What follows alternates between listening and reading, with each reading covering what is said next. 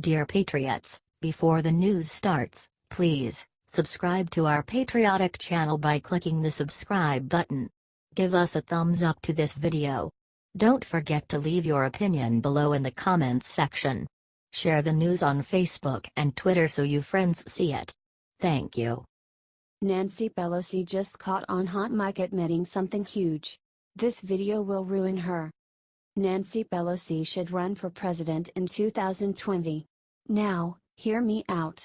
She is almost as bad as Hillary Clinton for the Democratic Party right now.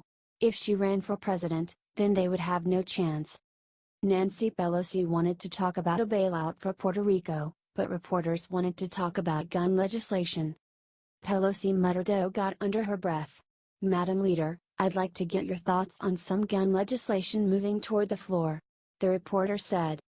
"Oh God," Pelosi said.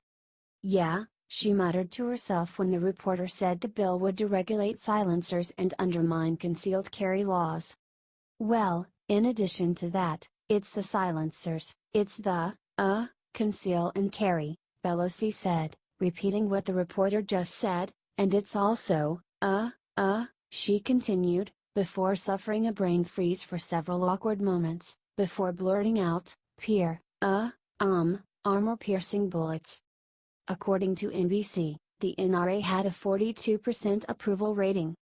The approval of Congress is at 8%, according to The Economist. Pelosi has a 26% approval rating, according to the American Mirror. Get this out there if you think that Nancy Pelosi needs to get out of Senate. She is ruining this country. Thanks for reading, y'all.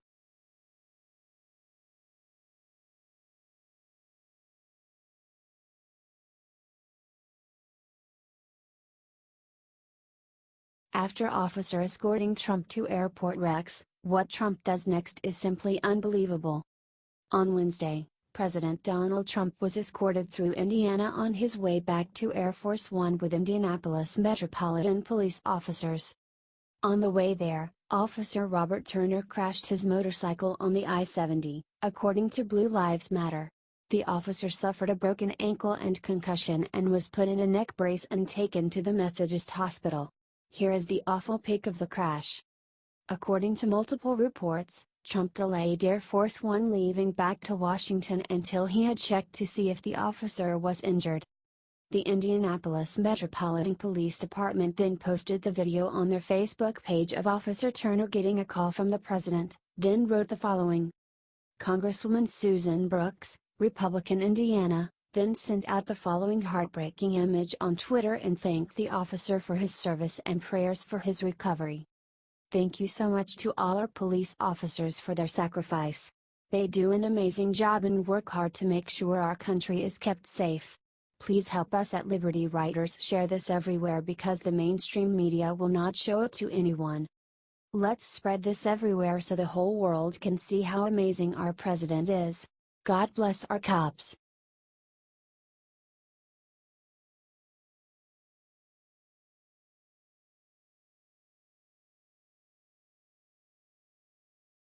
Elementary school teacher disrespects Melania Trump in a sick way, and made all of her students suffer.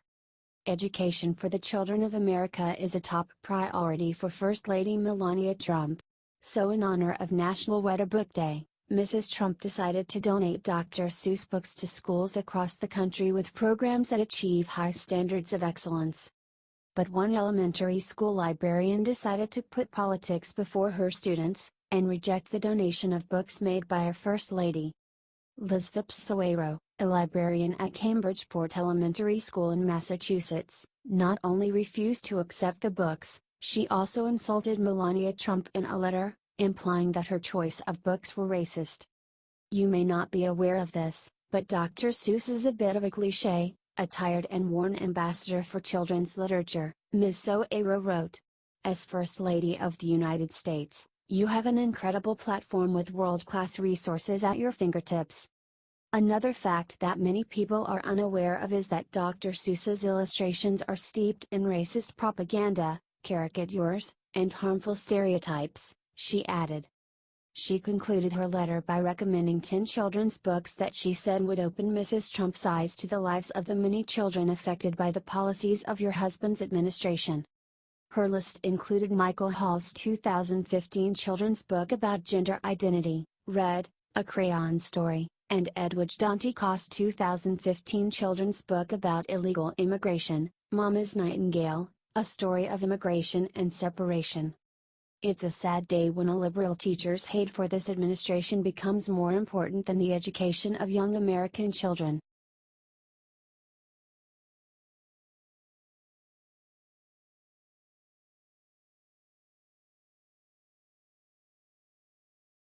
MSNBC just cut into President Trump's speech seconds ago to do sick thing to him.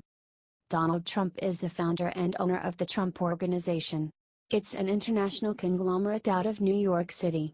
Trump Organization also employs 22,000 people across its properties. Manufacturing optimism reached new heights this year ahead of the Trump administration. Trump is cutting business tax to 20% and his American manufacturing is going to come roaring back. MSNBC cut into Trump's speech to smear him? How sad. These people are sad. Expose these liars for who they are by hitting that share button. Thank you and have a wonderful day.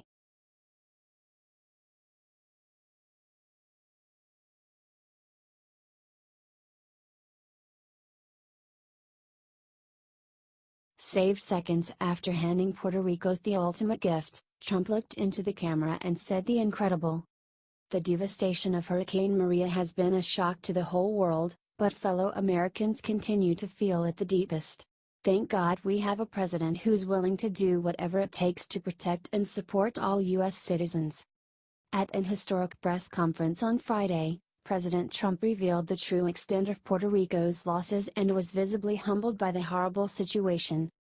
I would like to begin by sending our thoughts and prayers to the people of Puerto Rico who have been struck by storms of historic and catastrophic severity. People have never seen anything like this, said Trump. As expected, it didn't take long for President Trump to start turning heads with a powerful message of hope. The commander-in-chief looked directly into the camera and vowed to rebuild.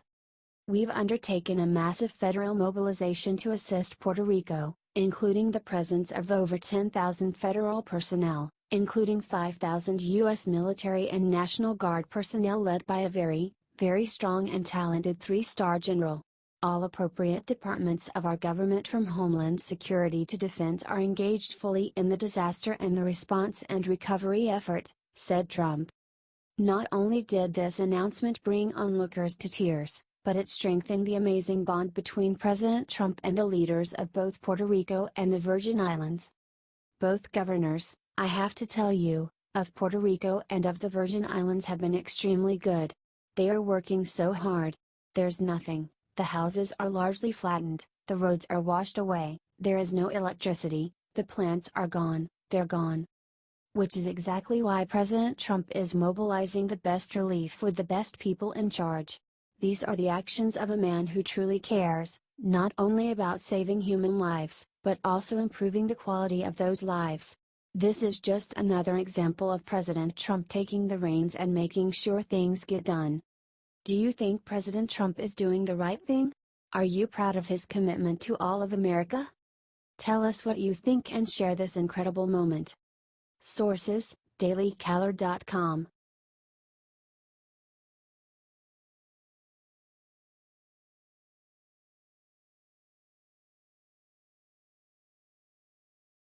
This teacher bullied Melania, she regrets it now that Melania pulled out secret weapon. Melania Trump is an easy target for the left and the mainstream media for a number of reasons. To name just two, she's beautiful and married to the most powerful man on the planet, the man the left loathes more than any other man on earth, and possibly of all time. Who can forget the way liberal reporters jumped all over Mrs. Trump not long ago when she dared to wear high heels before boarding Air Force One for hurricane-ravaged Texas? The nerve of that woman. Liberals are still out to get Melania. How else can you explain why a school librarian from Massachusetts would turn down books donated by FLOTUS? Because that's exactly what happened. The White House chose one elementary school from each state and donated 10 Dr. Seuss books their way. In Melania's note to the school, she wrote, "As I was thinking about your return to school, I wanted to send you a special gift. Dr. Seuss's Oh, the Places You'll Go is a book my son and I have read over and over again, and one that we want to share with all of you." Nice, right?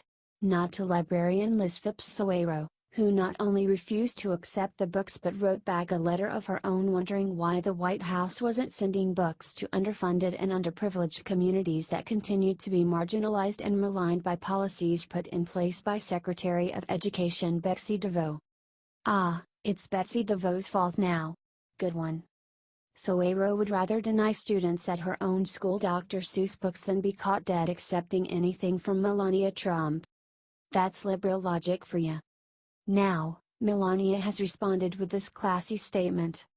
First Lady Melania Trump fired back Friday at a Massachusetts elementary school librarian who rejected her donation of Dr. Seuss books, claiming their illustrations are examples of racist propaganda.